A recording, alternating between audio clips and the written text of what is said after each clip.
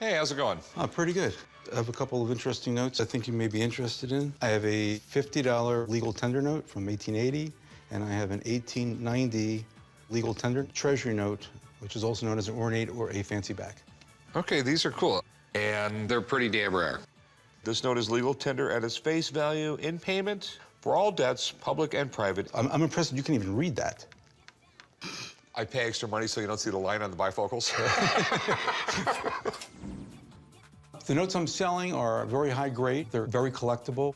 The cool thing is that notes are really portable artwork. You can take them and show them other people. I'm looking for $35,000. The least I'm willing to take for them is somewhere between $20,000 and $25,000. These things are great. These were precursors to the Federal Reserve, more or less, to our modern money. These were not backed by anything. They just printed them.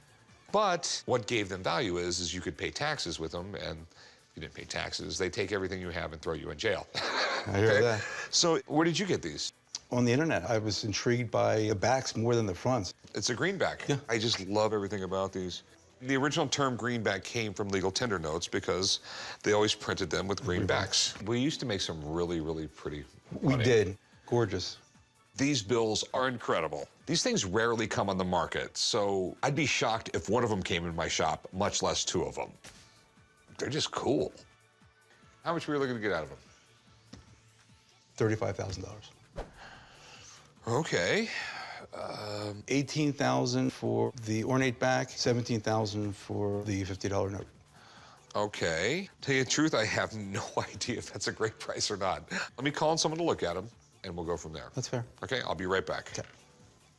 I really feel good about an expert coming in because I've been out of the market for a while. I think it would really help me make a more informed decision as to selling the notes. Ah. This is why I call you in when I have this weird stuff. Great paper money. These are two very fantastic items. I could tell right off the bat, this was an 1890 $20 legal tender. This series is far better and more valuable and rare than the 1891. The government felt that it was easier to counterfeit a more ornate back, which is bizarre. So in 1891, it didn't have the intricacies that this note clearly does. The $50, surprisingly, even though it is a higher denomination note, it is actually more common than this note. Doesn't mean it's worth less or more, it just means it's more common. The collector basis for both notes are quite significant. Rick, what are your questions you have with this? Okay, it's the same I have with all this old paper money. You know, I need to know what grade it is, and, you know, what's it worth? Okay, it's an excellent question. I'm gonna use my light because these look to be in fantastic condition, actually.